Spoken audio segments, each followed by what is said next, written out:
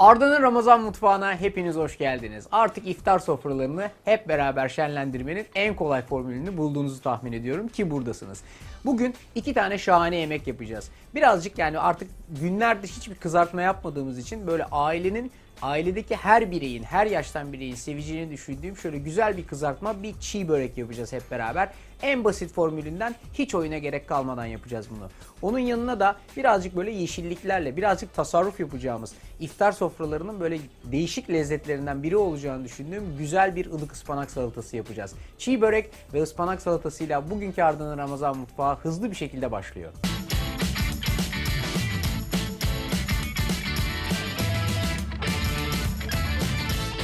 Bugün evdeki büyük küçük herkesin çok seveceği bir çiğ börek yaparak başlıyoruz iftar sofralarımızı şenlendirmeye. Çiğ börek aslında yapılması çok kolay, hiç sizi zorlamayacak çok basit bir hamur ve bir iç harçtan oluşuyor. Aslında bunu her zaman yapabilirsiniz ama Ramazan'da yapmak biraz daha böyle özlediğimiz yemekleri sofraya getirmek adına güzel bir başlangıç olacak bizim için. Şimdi bu tarifte de bizim en iyi arkadaşımız tabii ki birazcık un olacak. Bunu dökmeden böyle bir kasenin içinde yapacağım önce, sonra her şeyi tezgaha alıp açacağım. 3 bardak kadar una ihtiyacım var. Burada vereceğim ölçekleri de bir parça nasıl söyleyeyim size göz kararı vermeye çalışacağım. Çünkü hepinizin kullandığı bardak farklı olabilir. Hepinizin kullandığı gramajlar birazcık farklı olabilir. O yüzden hani bunu göz kararı yapmaya çalışacağım. Şimdi 3 bardak kadar unu böyle ki şu neredeyse 1. bardak olsun. 3 bardak kadar unu böyle bir kasenin içine koyarak işe başlıyorum. Çok temel bir hamur bu. Birazcık suyla, birazcık da tuzla çalıştıracağım. Bu 2. bardak. Bu da dökülemeyen 3. bardak unum. Şimdi 3 bardak kadar unu bu kasenin içine koydum. Şu burada dursun. Un da elimin altında dursun. Ara ara onu kullanmaya devam edeceğim. Ortasına şöyle bir hafif çukur yapıyorum. Dolu şöyle bir dolu tutam tuz atıyorum bunun içine. Lezzetli bir hamur olsun, birazcık tuzlu bir hamur olsun diye. Hemen arkasından bir parça sirke koyacağım. Ne kadar derseniz böyle bir çorba kaşığı kadar sirke işinize yarayacaktır. Bir çorba kaşığı sirke işte hemen hemen aynen bu kadar eder. Çok fazla o ölçüye takılmaya gerek yok. Arkasından da su koyma safhasına başlayacağım. Şimdi bakın buna aynen bu koyduğunuz un ölçeğinde kullanacağınız üzere 1 bardak kadar suyu kafadan koyun. Normal şartlarda size şunu söyleyebilirim. 1 bardaktan bir parmak daha fazla suya ihtiyacınız var. Ama önce şöyle bir çatal alın. Hemen elinizi sokmayın işin içine. Yoksa bütün parmaklarınızın arasına yapışacaktır bu un. Bunu böyle yavaş yavaş unla beraber suyu hafif hafif çalıştırmaya başlayın. İhtiyacımız olan şey tam böyle bir kulak memesi kıvamı. Hani şu klasik tariflerde vardır ya, kulak memesi kıvamı. Tam o kıvamı yapmaya çalışacağız. Bu su buna tam yeterli olmayacaktır. Çok fazla koyarsanız o zaman da aşırı cıvık olacaktır. Bir parçacık daha suya ihtiyacınız var ama bunu alıştıra alıştıra koyun. Birazcık göz kararı, birazcık el emeği, göz nuru olsun bu. Azıcık bir şekilde bunu karıştırıyorum. Dediğim gibi hala birazcık suya ihtiyacı var. Bakın ne kadar daha koyduğumu göstereyim. Şöyle işte bu kadar daha yeter. Yani bir bardaktan bir parmak kadar daha fazla suyu koyuyorum. Ve önce çatalla sonra elimi kullanarak güzel bir hamur yoğurma işlemine başlıyorum. Hafif kıvamını tutturdum. Yaklaşık, nerede benim zeytinyağım? İşte burada. Yaklaşık bakın şöyle 2 kaşık da zeytinyağı koyuyorum. Hepsi bu. Zeytinyağı koymayabilirsiniz bu arada, opsiyonel. Ama koyarsanız daha böyle yumuşak, daha kremamsı bir kıvam oluyor. Daha güzel bir dokusu oluyor hamurun. O yüzden bunların hepsini güzel bir şekilde karıştırıyorum çatalla. Hala birazcık yapışkan kıvamda çünkü ıslak ve yumuşak nemli bir hamur olacak. Fakat kısmen artık elime daha az yapışacağı için artık bu dakika itibariyle elimi işin içine sokuyorum ve güzel bir şekilde bunu yoğurmaya başlıyorum.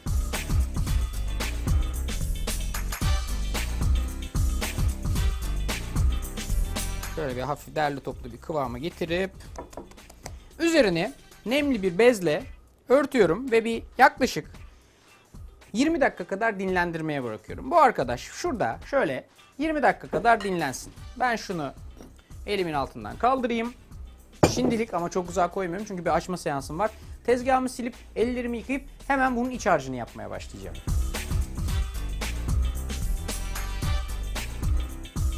Hamuru biraz dinlenmeye bıraktım. Ellerimi yıkadım. Şimdi geldim bunun iç harcını hazırlamaya. Çok basit bir iç harcı var. Yani hiç sizi zorlamayacak bir iç harç. 250 gram kadar böyle az yağlı kıymaya ihtiyacınız var. Her şeyi bir kabın içinde birleştireceğim.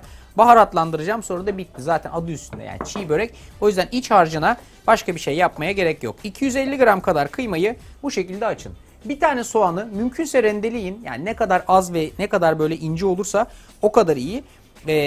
Rendelemiyorsanız da mümkün olduğu kadar incecik kıyın. Bir tane soğan 250 gram kadar kıyma ile buluşuyor. Hemen arkasından birazcık bunun baharatlarını vereceğiz ve birazcık da bunu ıslatacağız. Baharat derken şöyle dolu bir tutam tuz ve bence benim iş arkadaşım Deniz bunu böyle seviyor ve hakikaten de güzel oluyor. Bolca karabibere ihtiyacınız var. Bir değil, hatta 2 tutam şöyle karabiber koyun bunun içine. Ne kadar biberli olursa, böyle ne kadar baharatlı olursa o kadar da güzel oluyor. 2 dolu tutam da karabiber koyuyorum. Şimdi buna bir parçacık sulandırmam lazım. Ne kadar su koyacağınızı siz yine göz kararı karar verebilirsiniz. Ama bence şöyle 1-2 kaşık kadar su yeterli olacaktır. Şöyle göstereyim size. Şu da şöyle 2 kaşık, hatta sizi mi kıracağım, bir 3. kaşık da koyayım şöyle. 3 kaşık kadar suyla bunu sulandırıyorum ve güzel bir şekilde iyice karıştırıyorum, iyice harmanlıyorum. Bu işin içine elinizi sokmak isterseniz ona da kabulüm. Ben böyle elimi yıkadım geldim şimdi. Bir tur daha elimi yıkamaktan asla kaçınmam. Bunu güzel bir şekilde bütün baharatları ve soğanlarıyla beraber harmanlayarak bu kasenin içinde bütün lezzetleri birleştiriyorum. Şimdi bütün harcı birleştirdim. Fakat hani soğandan daha fazla su çıkar diye tahmin ediyordum. Çıkmadı. O yüzden şöyle yaklaşık 2 kaşık kadar daha su koyuyorum. Yani ben işte 4-5 yemek kaşığı kadar su koydum. Siz de soğanınız ne kadar susalar bilmiyorum ama ona göre koyun. İhtiyacımız olan böyle ıslak ıslak bir harç. Yani bayağı ıslak, yumuşak, ıslak ıslak bir harç yapmaya çalışıyoruz. Ona göre artık göz kararı birazcık suyu ve soğan dengesini kendiniz ayarlayacaksınız. Bakın böyle ıslak, yumuşak ve güzel bir harcınız olacak. Bu arkadaş da şu an tas tamam hazır vaziyette çiğ böreklerin içine gireceği safhayı bekliyor. Şimdi hamurumu birazcık dinlendireceğim. Bu arkadaş da hazır. Ben ocağın başına geçeceğim ve size güzel bir ıspanak salatası yapacağım. Biraz ılık bir ıspanak salatası olacak. Detayları ve malzemeleri aslında çok basit. Aslında bu bir ıspanak salatası olmayacak. Bu bir ıspanak kökü salatası olacak. Birkaç çok basit malzemeden oluşuyor. Bunlardan bir tanesi ıspanak kökü. Şu ıspanakların yani uç ve yaprak kısımlarını hep kullanıyoruz da bu kök kısımlarını genellikle atıldığını görüyorum. Hakikaten içim eriyor. Yani şu kadar güzel bir nimet lezzetli bir salata olmak için ideal bir arkadaş bence. Birkaç tane küçük hazırlığımız var. Onları yapacağız. Önce tavayı ısıtıyorum ve şu gördüğünüz çam fıstıklarını doğru ısıya gelmiş olan tavada hızlı bir şekilde kavuracağım. Hiç yağsız vesairesiz. Arkasından onları çıkartıp şimdi burada küçük küçük doğrayacağım bu arpacık soğanlarını ekleyeceğim. Normal yemeklik soğan da kullanabilirsiniz. Ama arpacık soğan bu tip bir tarifte daha lezzetli oluyor. Arpacık soğanın daha bir güzel bir tadı var. Ve özellikle böyle salatalara, bu tip yemeklere bence daha çok yakışıyor. Şöyle hızlı hızlı bunları doğruyorum.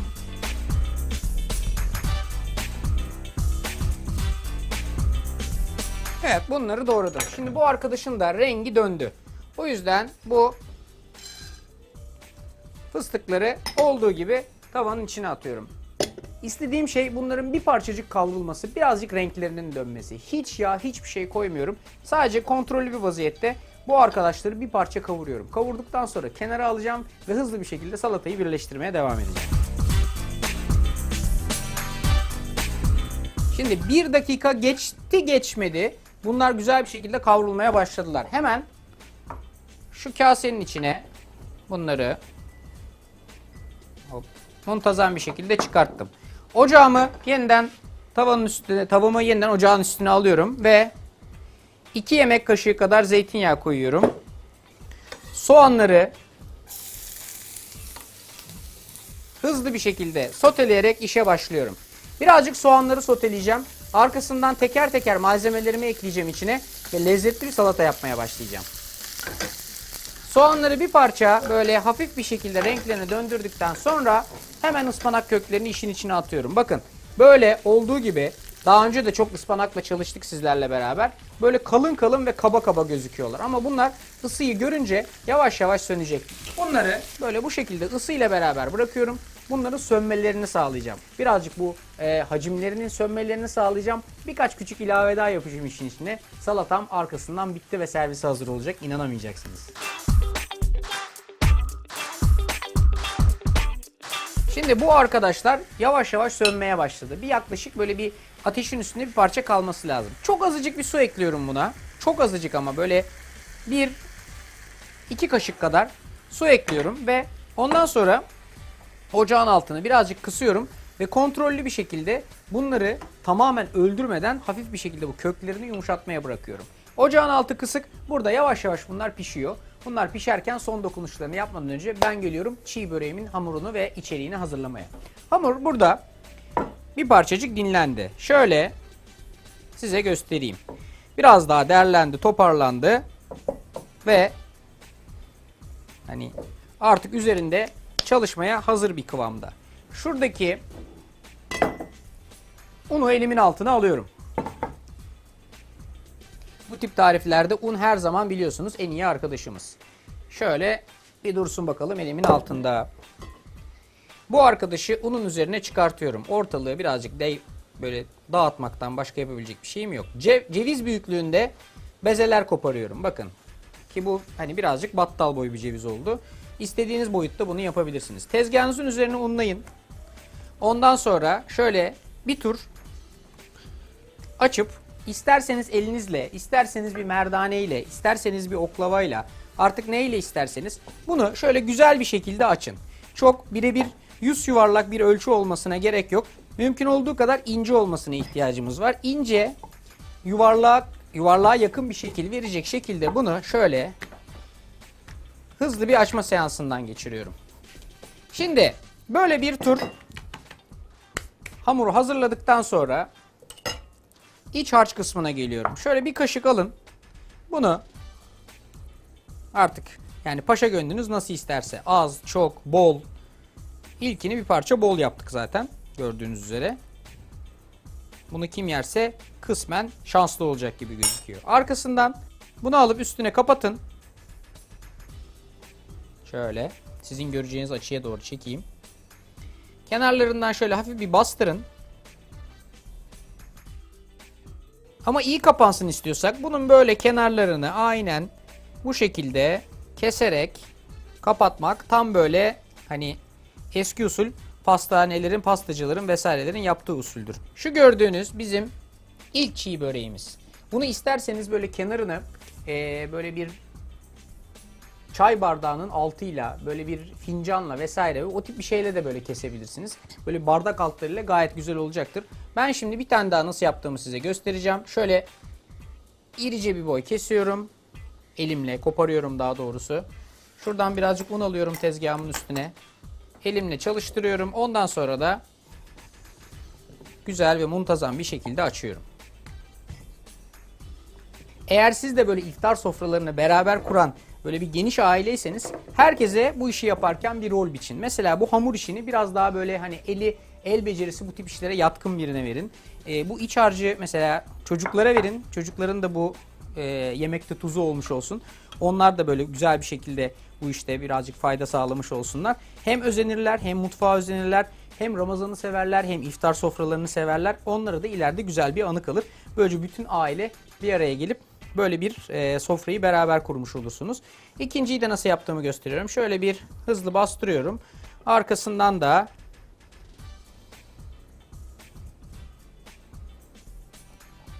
bu şekilde kapatıp iz veriyorum. Böyle farklı farklı boyutlarda çiğ börekler yaparak ben birazcık işimi hızlandırmaya başlıyorum.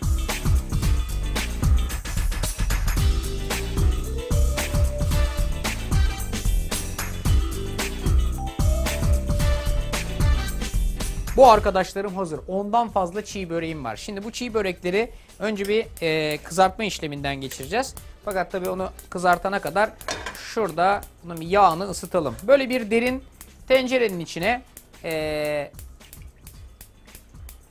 hani neredeyse 1 litre kadar kızartmalık yağ koyuyorum ki bu derin yağda güzel bir şekilde kızarsınlar diye. Diğer tarafa geldiğimde buradaki arkadaşları size göstermek istiyorum. Bakın bunların artık iyice renkleri kaçmamışlar ama iyice sönmüşler. Çünkü altındaki kısık ateş ve suyla beraber, çok az suyla beraber Yavaş yavaş kendilerinden geçtiler. Son birkaç dokunuşum var bunlara. Burada bir kere şu kavurduğum çam fıstıklarını bir atıyorum. Bu bir. İkincisi yaklaşık şöyle bir dolu avuç kadar kuru üzümüm var. Onu da koyuyorum. Çok yakışıyor buna. Sadece birazcık ısınmalarını istiyorum üzümlerin. Yani çok fazla bir pişmelerini vesairesini istemiyorum. Sadece birazcık ısınmalarını istiyorum. Birazcık baharatlandıracağım çünkü hiçbir baharat koymadık. Sadece bir soğan koyduk. Şöyle bir dolu tutam tuz atıyorum üstlerine. Ve birazcık da şurada pul biberim olması lazım. Hakikaten çok yakışıyor. Size şaşırtıcı gelebilir bu kombinasyon ama şöyle birazcık da pul biber atıyorum. Yine bir dolu tutam kadar. Bunların hepsini bir tur karıştırayım. Birazcık ısıdan nemalanmalarını sağlayayım şöyle. Birazcık da çeri domates ilave edeceğim. Bu küçük domateslerden. Ne kadar derseniz 10 tane kadar çeri domates ilave edeceğim. Bunları da şöyle ortadan ikiye kesip içine direkt olarak atmanız yeterli olacaktır. Domateslerin sönmelerini, erimelerini, hiçbir şey yapmalarını istemiyorum. Sadece birazcık böyle hani hafif bir o dirayetlerini kaybetmelerini, birazcık görüntü olarak renk vermelerini ve tat vermelerini istiyorum. Çok fazla bir hani pişirme, kızartma, söndürme seansına geçirmeye de gerek yok. Bunları da tamamen işin içine atıyorum. Salatam neredeyse bitmek üzere. Son bir dokunuşum var. Şurada bir yerde bir elma sirkem olacak. Bakın bir küçücük kaşık kadar böyle bir elma sirkesi. Tadı var ya, inanılmaz canlandırıyor ya. Böyle bir salataya muhteşem bir son dokunuş oluyor. Şimdi her şeyi bunun içinde. Hepsini bir güzel karıştırıyorum. Hepsini bir güzel karıştırıyorum. Sirkeyi de koydum ve bu arkadaş artık servis edilmeye hazır vaziyette her şeyle beraber duruyor. Güzel bir servis tabağım var burada. Bu iş için ideal. Böyle bir yassı servis tabağı. Bunun içine düzgün bir şekilde alıyorum. En son bu üstünde kalan çam fıstıklarını da gezdiriyorum kenarına.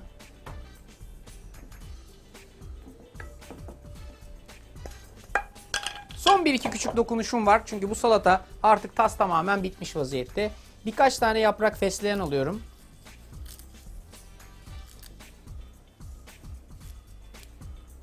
Ve fesleğeni böyle elimle kopararak ya da isterseniz bıçakla kıyarak şöyle üstlerine hafif bir şekilde gezdiriyorum. Acayip böyle lezzetli ve çok canlandırıcı bir salata bu. Böyle bir iftar sofralarında bu tip böyle hafif canlandırıcı şeylere her zaman ihtiyacımız var. Gün boyu kaybettiğimiz enerjiyi bu yeşilliklerden alabilmek bizim için ideal bir bitiriş. Son olarak da son bir çiğ zeytinyağı gezdiriyorum üzerine. Ve işte bugünkü salata hazır. Salatamı şöyle kenara aldım. Servise gideceği saati bekliyor. Gelelim buradaki arkadaşlarımızın kızarma işlemine. Bundan sonra yapacak hiçbir şey yok. Dikkatli bir şekilde bütün bu arkadaşları kızartacağız. Şu üstündeki fazla unlu olan katmandan kurtulun. Ve kızartırken bir tek şey söyleyeceğim size. Hiçbir zaman kızartmaları olduğu gibi cos diye atmayın. Ya da uzaktan bırakıp kendinize doğru dağıtmayın. Mümkün olduğu kadar kendinizden dışarı doğru. Bu şekilde bırakırsanız hiçbir zaman elinizi kolunuzu hiçbir yerinizi yakmazsınız. Şimdi bu arkadaşları ben hızlı bir şekilde kızartıyorum ve arkasından burada peçete ile beraber hazırladığım bir kağıt havlu ile beraber hazırladığım bir servis tabağına çıkartıyorum. Fazla yağlarını alıyorum. Arkasından da beraber soframı kuruyorum. İnanılmaz lezzetli bir iftar sofrasını hazırlık için son birkaç dakikamız kaldı.